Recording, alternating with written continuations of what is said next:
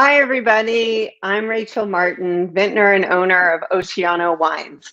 We produce single vineyard sustainable wines on the extreme coast of San Luis Obispo, California. Welcome to our show, Tasting Room Live, where we highlight the work of others to deliver interest and value to our awesome community of wine lovers. Tonight's guest is global wine expert, educator, and my dear friend, Kelley O'Connor. Thank you, Robin, for coming on the show. Oh my goodness, Rachel, such an honor to be with you this evening. Truly, the honor is mine. So excited. Oh no, this is great. And I'm so excited at what you're doing in California. That's just amazing. And guess what? I've got your wine right in front of me. So this is going to be an hour of pleasure to be with you and your new wines, which I don't know at all. So yeah, that's really awesome.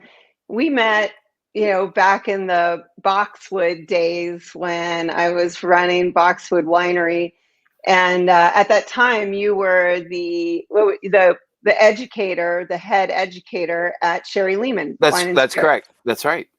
Yes. Yeah. I was director of sales and director of education. I wore two hats.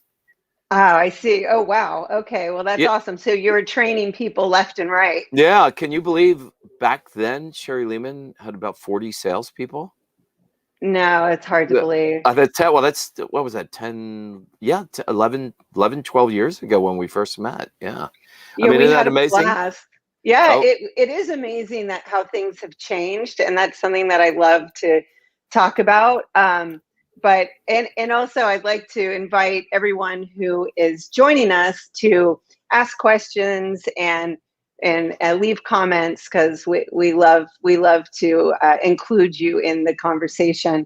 So before you made it to Sherry Lehman, I mean, that was 11 years ago, but you've had quite a history of wine education. And can you tell us more about that, please? Yeah, certainly. Do you want the 3-day version or the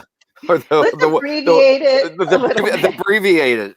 Yeah, I've been on this earth a long time, so but just the abbreviated version. I grew up in Baltimore, went to University of Maryland in College Park, so it was ostensibly DC, and I lucked into taking a wine appreciation course with this amazing man named Dr. Hamilton Mowbray. He was a researcher, physician, doctor at Hopkins, but his passion was wine. And I mean, he just knew more about wine. And you have to think back when I took this course, there wasn't a whole lot of things going on in California. So all the focus was Europe, Italy, France, Germany, et cetera, et cetera. And what year was that, Robin? Oh my God, are you ready for this? Sorry.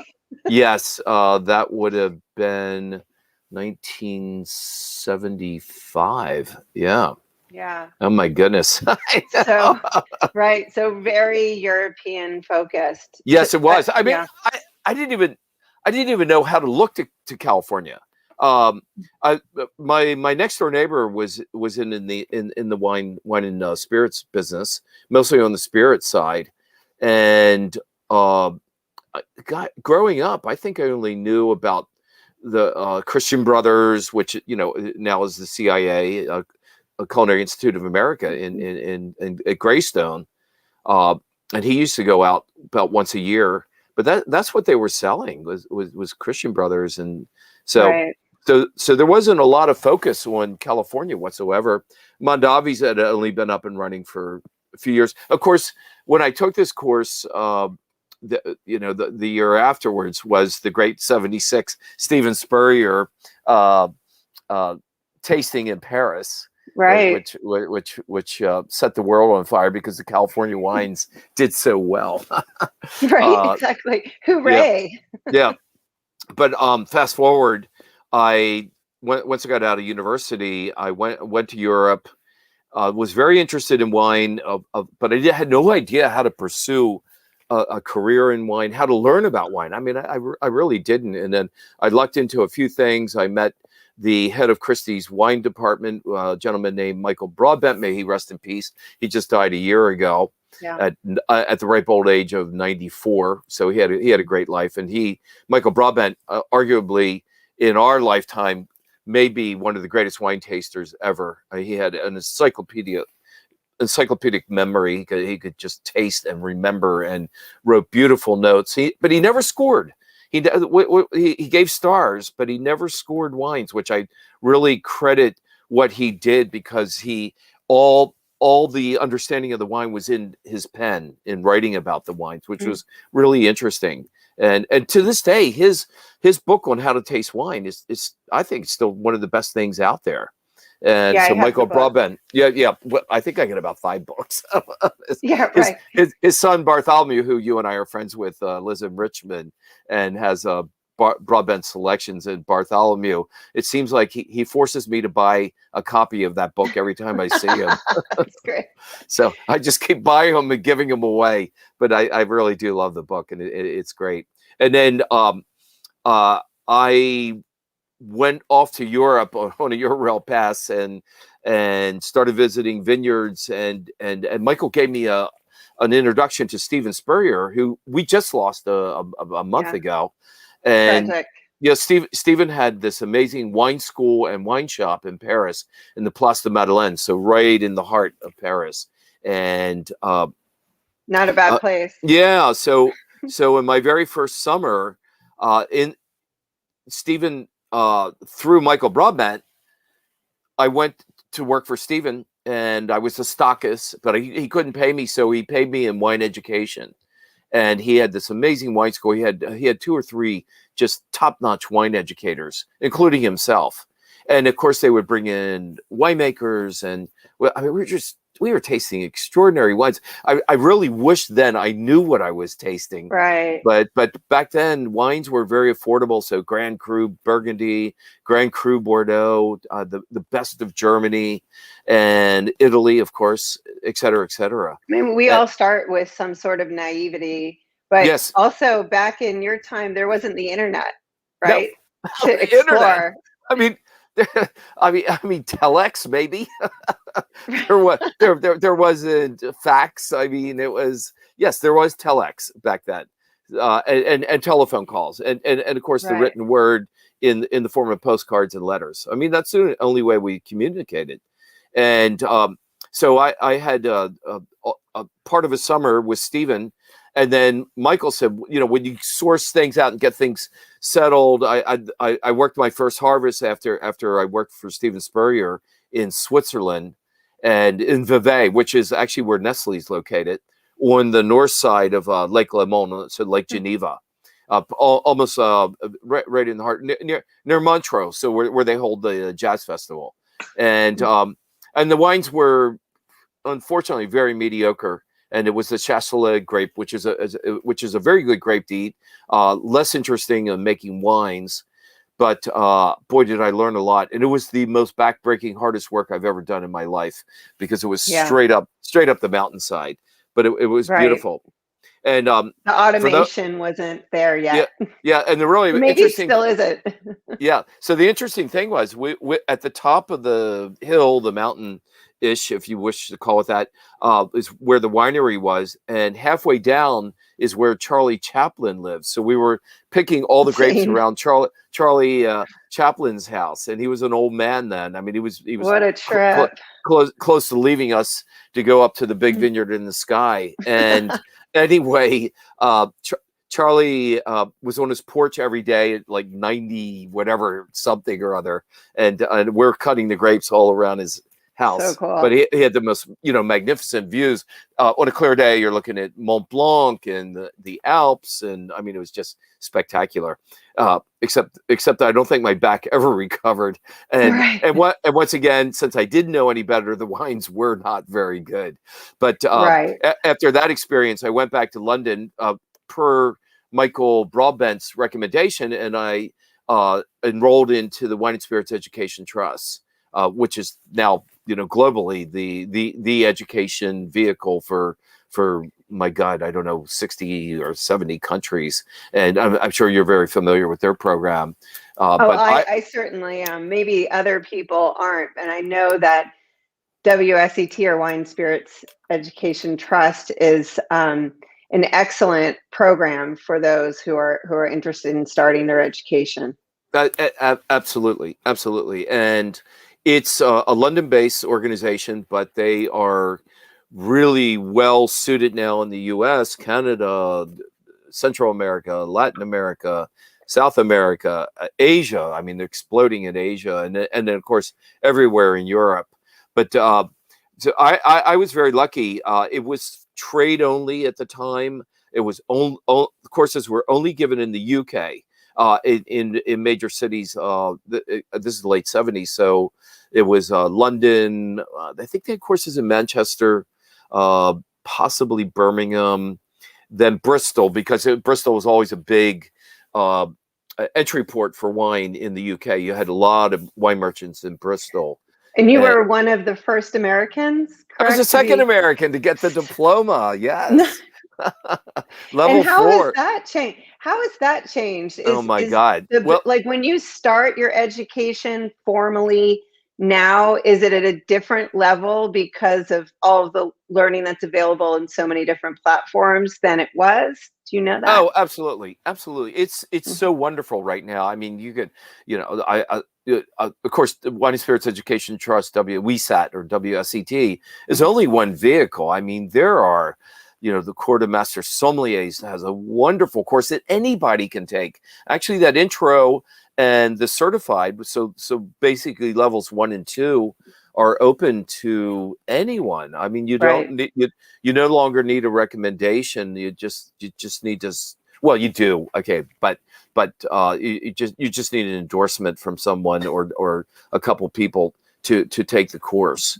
And they have a waiting list, a mile long for that intro course, which I happen to love. I took it on a recommendation of a couple MS that said, "Why don't you come out and take it?" I took it at Disney of all places in Anaheim. Wow. And I because I was going out there for business anyway, and they just said, "What pierce together 2 days and spend with us," and I did, and I said, "Wow!" I was blown away. I mean, I just thought it was so exciting. I can't remember what year I did that. It was probably like 07 maybe, or I think it was 07. Okay, so recently enough. Yeah, recently, and then I followed up. I believe it was 08 when my first year at Sherry Lehman. They only at the time had the intro, the advanced, and then the actual master level course. The MS, to become a master. So the master level. And so they, for the first time, created a second level called certified. And so I was actually lucky enough to be invited to St. Louis to be the beta group. And there was, I think there was about 15 of us, maybe 20, but I no more than 15 or 20. And we were the first group to take the certified. And it was, I think it was a 3-day course then. Now they've consolidated the intro and the certified that you can do all that in 2 or 3 days, like boom, boom, boom. You take the intro and then segue, if you wish, if you want to continue on in the same location at the same time, right into the certified, which is great, because these courses, they cost money and time, right? And if you're a professional and you've got things going on, it can be a little daunting to find the time, and of course, if you're just starting out, you got to find the funds to do it as well. So, to be certified as a wine educator, you're not only, tell us about your audience. Is it the consumer? Is it the trade? Well, I also very funny. So I spent 5 years in Europe. I studied winemaking, and then I came back at the end of 82, the beginning of 83. So I left in 77 and was out of the country for 5 years, and then came back. And it was in a short period of time that I was looking for other vehicles, but no one understood or even heard of the Wine and Spirits Education Trust. So I went through almost a 10-year period, no less, it's called being ahead of your time. Yeah, about an 8 or 9 year period where I couldn't use that diploma as a leverage of getting jobs or anything. No one heard of it. And they hadn't offered the Master Wine Program. They hadn't offered Wine and Spirits Education Trust. So fortunately, all that came about in the 90s with Mary Ewan Mulligan and the International Wine Center right here in New York City. And the rest is history. And then I was able, after some years, that people started recognizing the Wine and Spirits Education Trust. But I got interested in the early 90s with the Society of Wine Educators, which was started by academicians. It was founded by a professor from Princeton, the head of the Hospitality Management Wine Program at Cornell, and others. And so it was really good. And so I became a certified wine educator in 93. And all of a sudden people understood that, so I was a CWE and that worked out nicely. And in 89, I got hired by Bordeaux to run their Bordeaux Wine Bureau for the Americas. And so I did that for such a great job. Yeah, I did that. I mean, I did that 20 years right up to joining Sherry Lehman.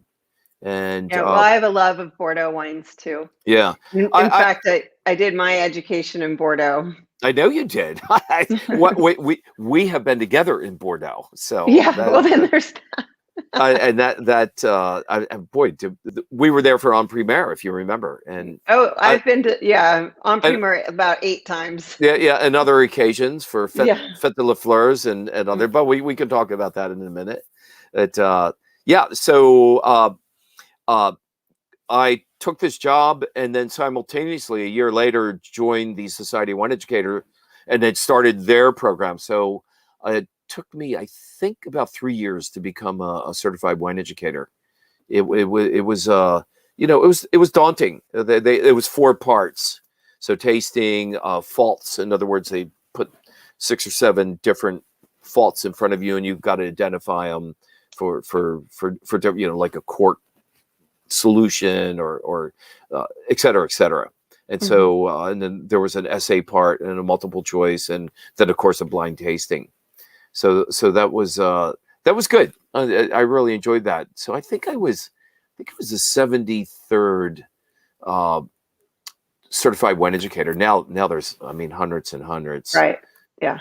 And then I got involved on the board in the mid to late 90s, and then eventually became vice president. And then from 03 to 07, I was president of the Society of Wine Educators. But we had a big summit in, 03, 02 to develop a secondary level, which is now called the Certified Specialists of Wine.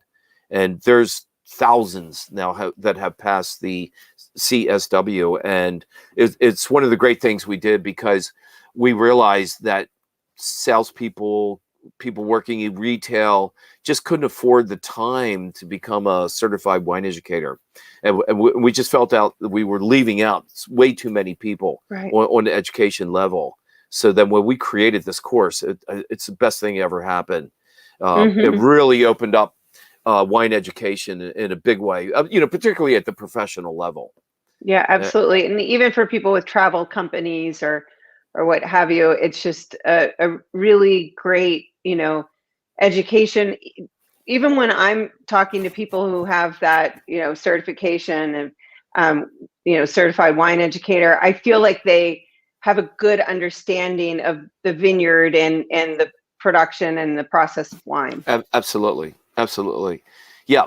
And this has been great. So big groups like Gallo have sent thousands of their employees, Southern Wines and Spirits, thousands and thousands of their employees through the CSW program, the Certified Specialists of Wine, because what we did was we brought that to the companies, as opposed to when with the CWE, you had to go to a location, which we held 2 study programs a year. And again, this is before everything went online. And when I took the CWE, there was no textbooks and there was no study group. And so when I got on the board, I helped institute a study program It's so funny.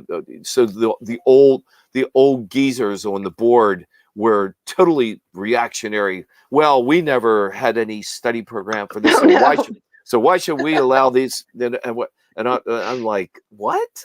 I mean, no, right. Education's about generosity. It's about wanting people to learn. Oh man, and it's good for the industry. And it's good for the industry. Yes, but they didn't understand that because the Society of Wine Educators, which is DC based, the right on K Street, and DC better than anyone.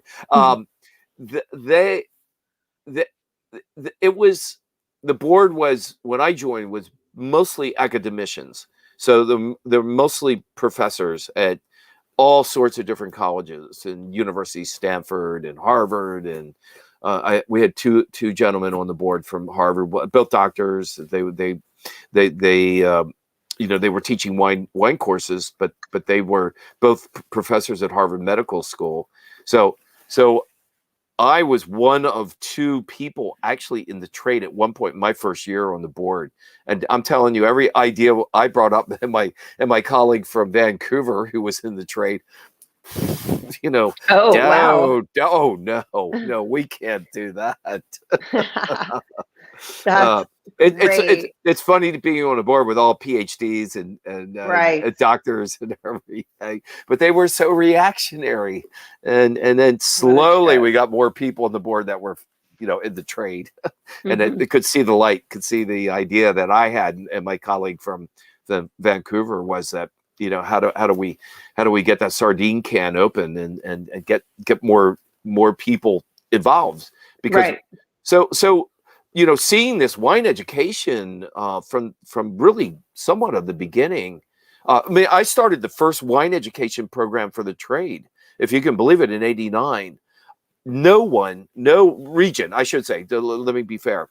The company certainly had wine education, but no regions, whether it be Burgundy or Champagne or Alsace or Loire or Germany, Spain, Italy, no one was offering a genuine education program. So I got hired in '89 under the premise. They said, Robin, don't worry about the money. Just get out there and create the best education program for the trade that you possibly can. And so it was very cool. It was a daunting task, I got to tell you, because it's not like today. It's not like you had the internet. It's not like, oh my God, you were just like, okay. Yeah. I mean, where did you source all of your books for that? Yeah, well, I mean, I created education material, but I can tell you, I spent a lot of time in front of a Xerox machine all over those years, creating documents and binders and sending them out before we'd even arrive to the cities. But I had the support of Bordeaux, which was great. I mean, I said, we need these sort of materials, so they started creating maps for me and different things. Yeah. I mean, I have to say they were great to work with. So you had a direct line to the source for all of that, I did. I mean, it wasn't without its hurdles. I mean, of course. Rachel, you've worked with the French. We love the French. But I've lived there. You lived in France. I lived in France. Right. Listen, we'll just leave it at that. Our love for the French, but going up against the bureaucracy is daunting when you're in France. Of getting things done can be daunting. You know that better than I do. But we do love the French, and I mean, come on, they gave us so many great things. Yeah, but I got their support, and off and away. I mean, I just got on a roll, and I had 20 great years of building this education program with Bordeaux, and then several things happened. '08 came along. We didn't know if the world was going to crash. It was crashing economically, and all the regions, including Bordeaux, just said, wait, we don't know what's going to happen. We're just going to sit tight and hold the budgets and all that. And I thought, well, wow, that's not good for me. And then I had been on the road for 300 days a year for 20 years. And I just thought, you know what? I need some New York time. I need to be in New York. I need not to look at my apartment in the West Village here as a bed sit, and coming back and just doing dry cleaning and laundry and just getting right back on a plane turning and going, around and going. Yeah. So I was, I wasn't worn down, but I was missing the fact that I just wanted to see what was happening in New York. So this opportunity at Sherry Lehman came along, and I was just, knock on wood, so fortunate to have that opportunity. I was just really amazing. Yeah, and I'm sure you met so many great people while you were at Sherry Lehman. I know. Oh my God, did. Yeah. I mean, look at the mutual friends we have. Yeah, I mean, exactly. we're so lucky. We're so lucky to and then you're so right. I mean, the clientele is wonderful at Sherry Lehman. Just amazing. And the history of Sherry Lehman going back to 1934. So Prohibition ends in December 33, and Sherry Lehman's up and running in March of 34. We won't ask questions how they were up and running in 3 months after Prohibition, and who was doing what during Prohibition. But those secrets will stay secret forever. Exactly. But so you're now. Do you mainly educate the trade, or do you educate? Oh no, both. Oh yeah. I mean, I spent a lot of time on trade education, and I still do. I mean, it's still part of my DNA to do trade education. But no, I'm doing a lot of consumer education. And I've teamed up with Kevin Zerelli, and his great Kevin's book. I think it's this way. No, on the other one. That way. No, this way. That way. I got it. There you are. There you go. I'll get this down. There's Kevin's book. I have been working with Kevin, and I've had the great pleasure of editing his Bordeaux chapter since the early 90s. Since Kevin and I started working together in '89, and have been doing so for, oh my God, 31 years now. And so Kevin and I were doing a whole series at Sherry Lehman until COVID. The Kevin Zerelli Advanced Wine School, he was calling it. So we did, oh my God, I think we did about 8 programs in the fall and about 9 to 10 in the spring, because it was a little elongated in the spring. Adding June in. So, so January to June versus September to really mid-December. Right. So how has that changed during that? Like, tell me about the scope, like how things have changed for you during the pandemic, and what you project it'll be like in the months to come and next year. What'll stay and what'll change? Right. Well, I guess like everyone, I thought things were pretty grim in the shutdown. I mean, I literally probably didn't go out until the end of June. So I stayed tight.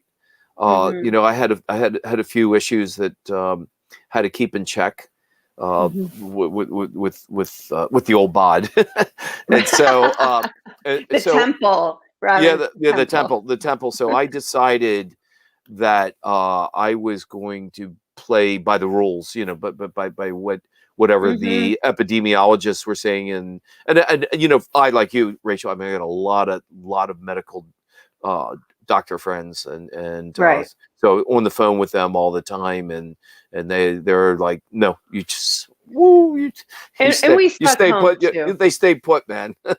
Yeah, we stuck home too. So when did you bring your education online? Like, when did you start doing online education? What year was that? God, I'd say probably in around the 03-ish. And was that live, or was it recorded? Recorded. Yes. Yeah. That's a very good question. I'd have to go back and pinpoint the date, but I'm going to say it was in and about when that whole notion of using, you know, media to get the word out came about. I mean, of course, that all got accelerated as things. So it was a little slow start on that, but you know, certainly online education and all that is. I mean, thank you, COVID. I guess you could. There, you know, some of the bright spots of COVID is true. Is so accelerated everything. Don't you agree? I mean, it's oh my God, yeah. I could take a course in almost anything, and anything. A lot of those courses yeah. are accredited. Yes, they are. Yes, they are. Yeah. But the fruit basket of what you can take right now is just amazing. I mean, there's, you know, Wine Scholar Gill, which is another DC based, and some of my colleagues from Society of Wine Educators are one of our executive directors is now executive director for the Wine Scholar Guild, and they're doing absolutely amazing things. I mean, you know, just name the topic: Italy, Spain, France, and they dig deep and they do wonderful travel programs as well. And so there's a lot out there, and of course, I think right now for wine education has never been better for the consumer. There's just I totally agree. Just so many options. I mean, if you just, you know, kind of want to like 101, gosh, I mean, you don't even really have to go that far to find that. You could do something online, but you know, if you live in New York, and you know, again, pre-COVID, and it'll happen again post-COVID, there's so many opportunities where you can do live tastings with the different tasting groups, and it's just a I haven't checked that out yet. I haven't done any of that. No. Well, we'll have to wait. Yeah, I mean, I have a group called Wine Lovers of NYC, and we started this group about 4 years ago, maybe 5, and we were old school. We did Sunday tastings. Look, we found out that 2 to 4 on Sunday was a real sweet spot. People finished brunch, looking for something to do. We would hold these, you know, amazing tastings. So I think, well, you know, I had a restaurant bar on 15th Street. Right. Yeah, and Pierre Loti. And yeah, we could get, you know, comfortably 45, 50 people, sit down, 2-hour tasting, taste up to 8 wines, right at 3 o'clock.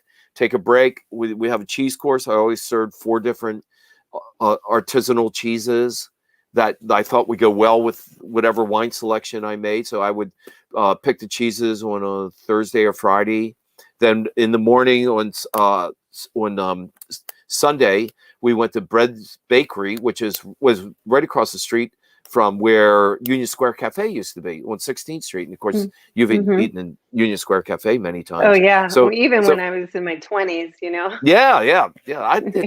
We may have had a dinner there. We may have even. I think so. But actually. And of course they moved to 19th Street and Park Avenue. Yeah.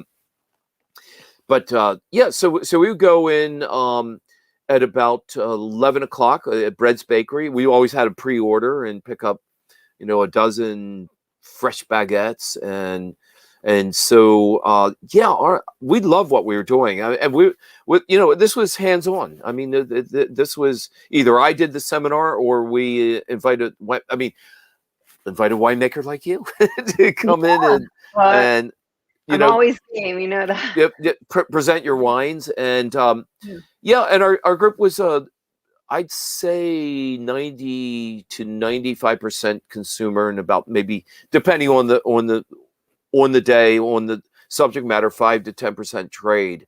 And but we found what was really amazing about our demographics of our group. It was all ages. I mean, we'd have 20-year-olds and 88-year-olds coming to our tastings. And you know, and really covering every decade. and we had bankers and doctors and this was just an enthusiast type of situation. There was absolutely. no, Yeah. We started Wine Lovers of NYC for the consumer. We really did not start this for the trade whatsoever.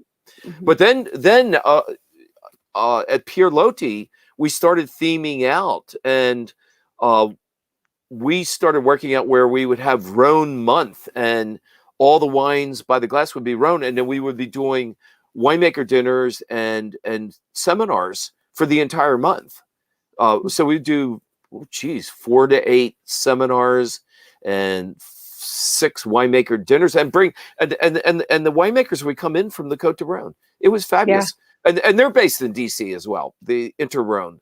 So oh, got you. Yeah. So we it turned out, and then we did the same thing with South Africa. We did the same thing with the Finger Lakes. I mean, this thing was on a roll. We were like, wow, this is great. So what are you doing now?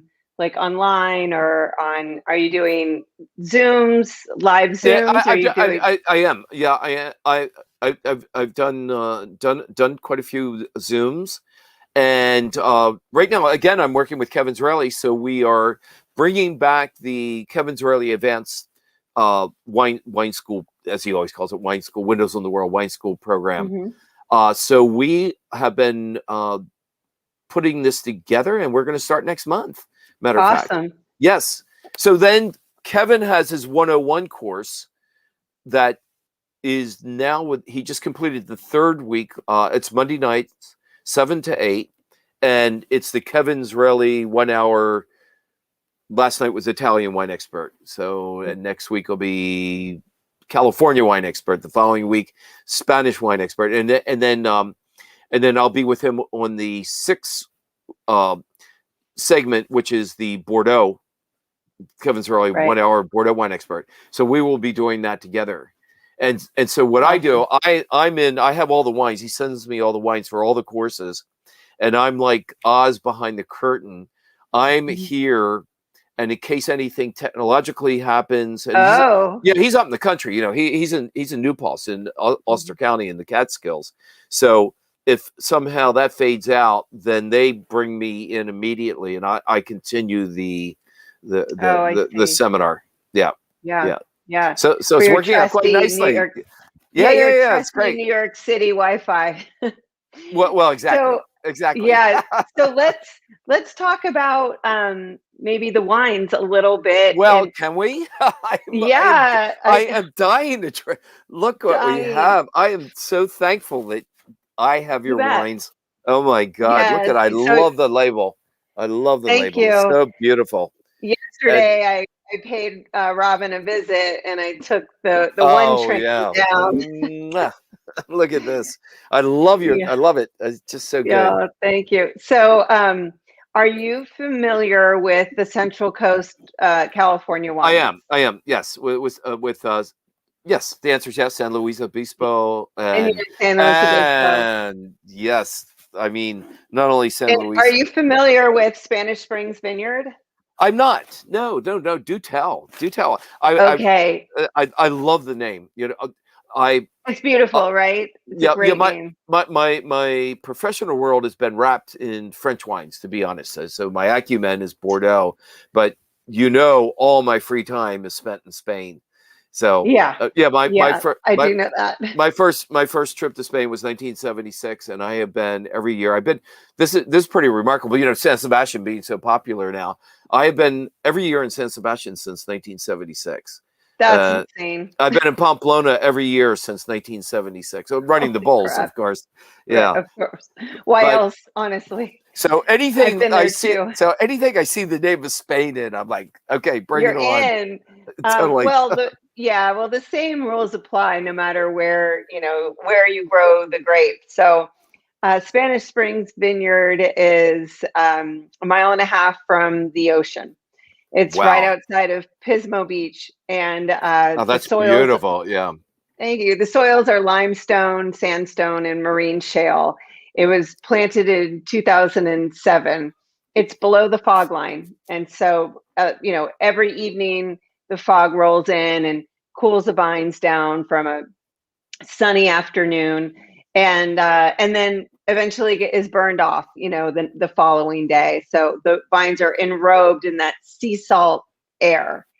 So that's why I was very attracted to the vineyard. It's owned by a family friend. It's actually his name is Henry Warshaw, and Kurt, my husband, it's his dad's neighbor and very good friend. And it was just a coincidence. No, serious. So it's just a real coincidence. I met Kurt. Kurt's in the musical theater, music industry. Right. I know. I met him in Middleburg. I was, for the film festival there. And, he nonchalantly said to me one day, "Oh, my dad's friend is a vineyard in California. You should make wine from there." And I just blew him off. Click. Yeah, I blew him off. I was like, what does this guy know about vineyards, And you had boxwood. You were very busy with boxwood. Oh, yeah, exactly. And then eventually I met Henry. He invited me to visit the vineyard, and I immediately said, "I want to produce wines from your vineyard, and I'm going to start with Chardonnay." So in 2016, we started with Chardonnay. And luckily, I was introduced to our winemaker, Marbu Mark. And Marbu, he's based in Coombsville and Napa, and he met me down at Spanish Springs Vineyard, and we started this journey together. And so it's exciting to me to produce Chardonnay and Pinot Noir that are cool climate. So the area is the coolest climate in the state of California. I know, right? For grape growing. And, did I do that right? You did a great job, and the longest growing season as well. So long ripening arc, and then also the vines don't overheat. We're very fortunate to be able to produce wine from this vineyard because of its proximity to the ocean. So right. There are 3 different clones here, Robin, and I'm not going to force you to guess what they are, but you could try. No way. I give up. Okay, good. I'll tell you exactly what it is. Clone 96, and that's where you get like those really high tone citrus notes, and Clone 17, which is known as a Robert Young clone, and then Clone 809. So we produce 96, 17, 809. Wow. We ferment in French oak, and we use Burgundy and puncheon sized barrels to do so. And then it's aged for 9 months, and we eliminate malolactic. Absolutely delicious. So no mallow, you said. No mallow. Yeah. And so for the folks listening in, what is malolactic fermentation? Is taking those harsher apple acids and converting those into the mellow, creamy acids, as in lactic, as in milky acids. Is that a good way to explain it? Yeah, it's the malic is more like a green apple. There you go. Yeah.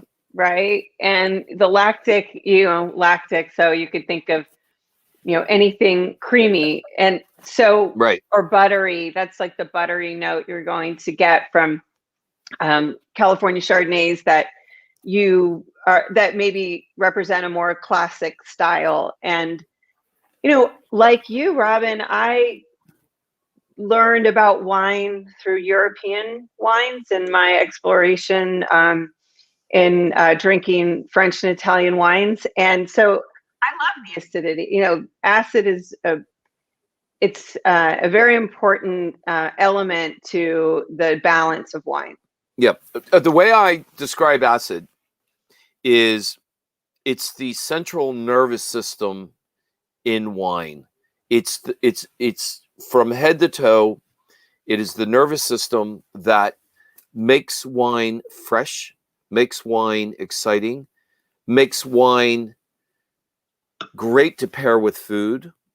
And it's what is the glue that keeps wine together, and also it's an element for ageability. So just those little factors: freshness, the opportunity for the wine to have balance, all comes part and parcel from acidity.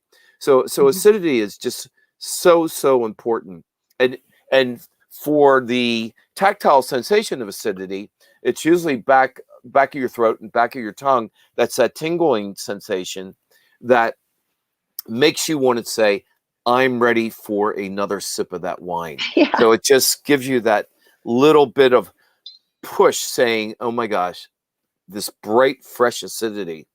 And if anyone needs to know what acidity is, cut a lemon, just go like that, and you will understand acidity in a heartbeat. But at the same time, I'm being a little silly, but this is so beautiful. The acidic balance is so amazing. Thank you. I also feel like the acidity, the aromas and flavors, they dance on top of it. Correct. Right? Correct. So this is a really expressive nose. And love it. It's I wrote a few notes. Do you know what the first thing I wrote? It's funny because I hadn't looked at the back label. Oh no. Well, yeah, because with a lot of things, because when I saw you, I had Kevin's class last night, and then I had this 2-hour presentation I had to prepare for, and then I told you I had to take a run uptown and all that. Right. So I'm writing notes, and I said, I can smell the Pacific Ocean breeze. Yes. And then I turned this around. I'm not kidding you. And that's a big win. Yeah, and my friend Christine's here, and she saw me write that note. And she goes, "Yes, that's it. Yes." And then, and I just said, well, then I was getting mango and apricot and apples, and just Rachel, so many things going on in this wine. So it's many fabulous. Things. And I feel like you could smell the ocean, like the oyster shells, That's that was the first note I wrote. That is amazing. Yeah. And then I look at the back label, and then there you go. So there you go. I feel very good about myself. Yeah, and then I just that ripe entry, and the everything coming in balance, the alcohol, the acid, the fruit. I love the toastiness, and again, I'm getting this green melon flavor that just so gentle on the palate and the soul. It just thank you. Brings me back to my Virginia mother's roots when we were growing up, having beautiful melons in the summertime at my mother's farm. So, and what would you pair with the Chardonnay?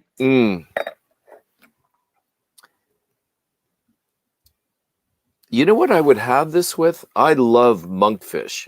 I know it's called I know it's called poor man's lobster, but I love monkfish because I love the texture, because it's almost got a lobster type texture. But it has so much flavor, and you could even have that monkfish with a little beurre blanc if you wish, right? Or just a very light cream sauce, just a smattering with a little chive or something like that. I some type of herb. Yeah. Oh yeah. I think that would be a marriage made in heaven. I mean, maybe I'll do it this weekend. Yeah. Did you have a chance to taste the Pinot Noir? Here we go. Yes. Yeah. So same vineyard, of course, because we're single vineyard. We're at this point, in the life of our wine, of our company, we're all about Spanish Springs Vineyard. So our wines are all made from those grapes. Yep. And this is our 2019 vintage. Fabulous. Let me ask you, how far from Paso Robles are you?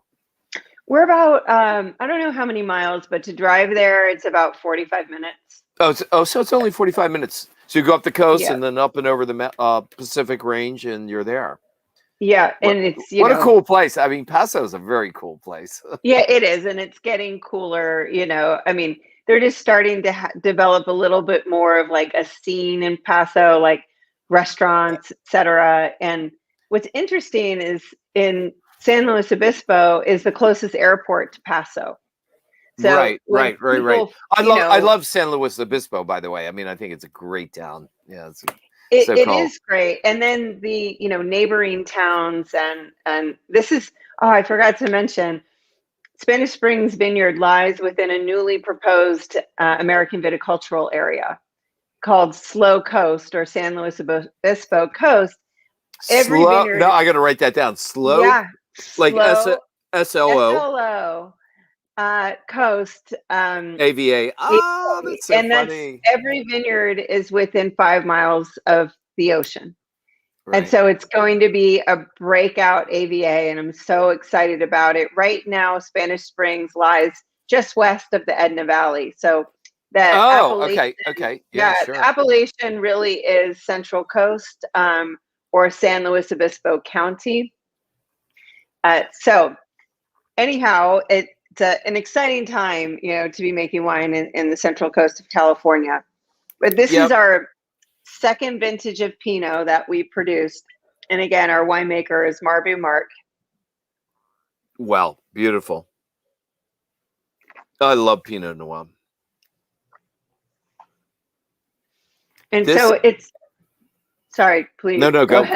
No, please. I was going to say, so lots of red fruit, and it's very perfumed and aromatic. And so it's another indicator of the vineyard, but also it's not just about the vineyard. It's not just about the climate. It's also about the people who decide to turn those grapes into wine. And this is a stylistic decision that Marbu and I made for our Pinot Noir. We're both big fans of the region of Burgundy and the wines made there. Oh, Burgundy. Are you really? Yeah, I am. Yeah, I know. I mean, Mark Slater is a sommelier in DC. He's the one that first introduced me to Burgundy. I know Mark. Yeah, of course. Of course. Totally. We all secretly love Burgundy. Come on. You know that. Yeah. So yeah, what is your takeaway? And this is 4 different clones blended. Okay. I mean, we should explain real briefly clones. So that do you want to start first or? Sure. I'll just say that these clones are Swan 115, 667, and 777. So when we started our first vintage of Pinot Noir, it was Swan and 115.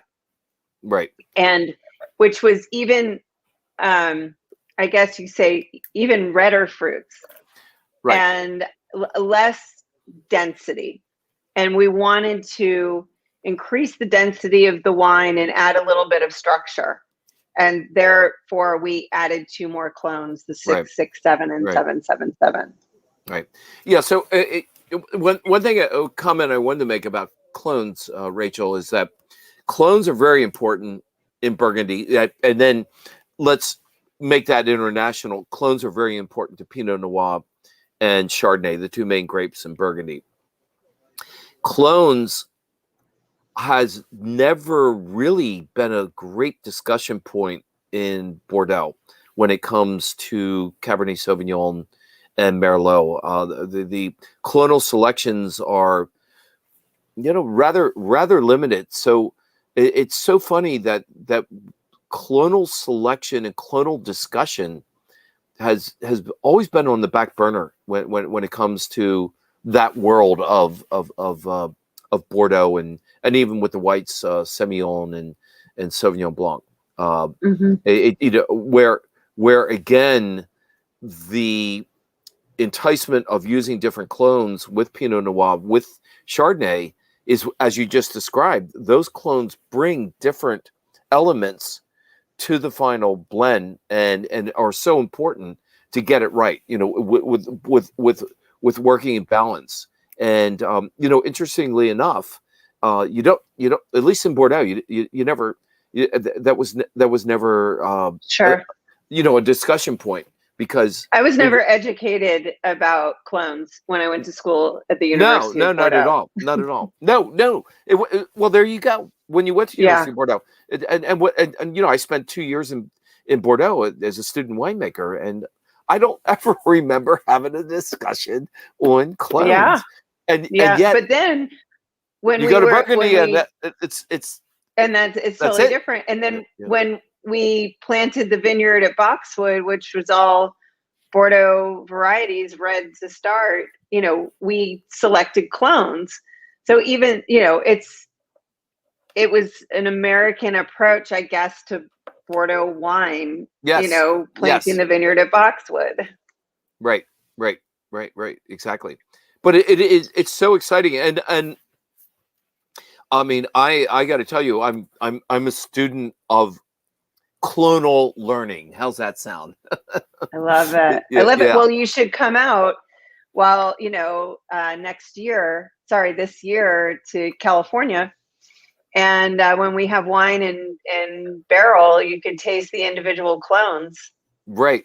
So I want to do one thing that this is one of, because you and I have been together with many Kevin Zarelli tastings, and this is one of Kevin's things. So it's put it right. Let's do it together. Okay, there we go. Over the top, and then you smell it, and it does increase and enhance the aromatic value of what you're getting in the nasal passages. It really works. It kills me. Rose petals. It kills me to do that and give Kevin all the credit, but anyway, but that's one of his insistence when you're tasting, is to do that, and then it does work, and so all of a sudden, yes, I was getting that cherry and red fruit, but once I did that, guess what else I was getting? I was getting hints of shiitake mushroom. I was getting at the same time a little toastiness with you know, from the barrels. It just a little herbaceousness that, you know, just a touch, just so beautiful. And this wine is just, we all love Pinot Noir, and this wine on the palate is so seductive, is so delicious. Rachel, thank you. I don't know where I've been. Oh no, I've been living in a coronavirus cave. Right. But we so found now each other again. I'm out of my cave, and I'm trying your wines, and they are they're amazing. Thank you. Well, no, Robin. Thank you. Oh my God. So and a little bit of technical info. This our Pinot Noirs are fermented. Everything is done separate by clone for Chardonnay and Pinot Noir. And the Pinot is fermented in stainless steel because of the delicate nature of the grape and wanting to capture all of those aromatics. And then you did it. Thanks. And then it's aged for 9 months in Burgundy and punch and French oak barrels. Oh my God, so good, so good. So food. I don't know how much time we have left, but this is the grape and the one is how I love seafood. I eat a lot of seafood. Me too. Even, of course, we're going to say salmon. Yeah, but let's just, salmon. Yes, this will go great with salmon.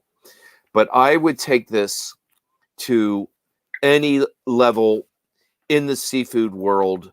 I mean, right now, sushi, sashimi, this would be on my table. I've been to Japan a couple times. You know, the Japanese just mostly drink red wine with you know, one of the greatest areas for any preparation of fish will be in Japan. And I was always amazed that every time I've been to Japan, what are they drinking? Pinot Noir. What are they drinking? Awesome. You know, Cabernet. I didn't know that. Yeah, I Oh, didn't know that. absolutely. Yeah, yeah. I mean, you would think that, oh, I have to stick with a swordfish or salmon or tuna to benefit. No, no. You can trade down. You No. can trade down. You can Yeah, trade down. actually, we have a great pairing recipe on our website that was created by World Wine Guys, Mike and Jeff. Oh, And great. Okay. it's a pairing of our Pinot Noir with Langoustine. With Langoustine, yeah. Of course. Let me just make sure I have a little more before we say goodbye to each other. I have to have a little more in my glass. Yeah. So for me, there's a lot of rose as a floral character. Yes. Rose Yes, petal. indeed. Yes, indeed. Yes, indeed. And that's what's, so exciting about, in wine in general, is that you're creating, something extraordinary from, from grapevines, from grapes. It's such a different experience than just eating the grape, right? Yep. And then it's also, wine for me is the highest art of the alcohol beverage industry. Just saying. I so agree. Oh, I so agree with you. Because it creates a magical product, magical experience, and it harkens you back to the source. And it's just all about friendship and love and companionship and sharing.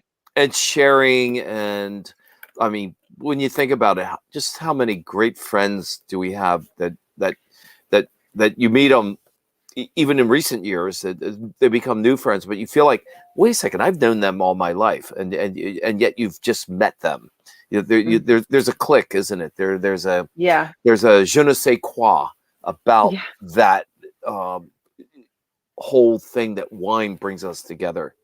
And absolutely. And and the friendships are everlasting. I mean, they really are. Well, we're a testament to that. Yes, Robin. we are. Yes, we are. So cool. Woo-hoo. So cool. Now I live in New York City, so we're gonna have to spend more time together. Absolutely. And then a few trips out to San Luis Obispo, and then up to Napa to taste out of the barrel. Can't wait.